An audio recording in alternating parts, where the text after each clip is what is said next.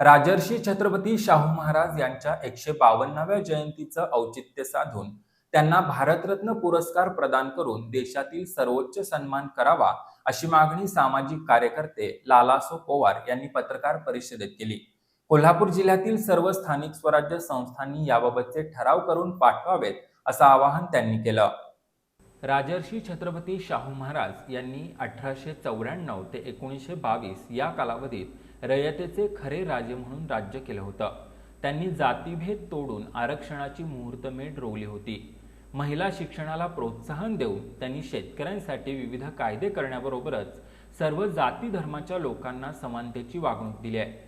अशा या समाजसुधारक, शिक्षण प्रसारक आणि लोककल्याणकारी राजर्षी छत्रपती शाहू महाराज यांच्या 152व्या जयंतीचं औचित्य साधून त्यांना भारतरत्न पुरस्कार जाहीर करावा अशी मागणी सामाजिक कार्यकर्ते लालासो पवार यांनी आज पत्रकार परिषदेत केली.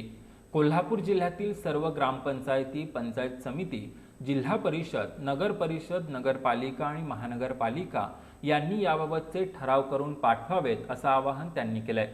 हे सर्व ठराव शासनाकडे पाठवणार असल्याचं त्यांनी स्पष्ट केलं. यावेळी अमर पवार, भगवान देशमुख आणि शशिकांत गुर्जर उपस्थित होते.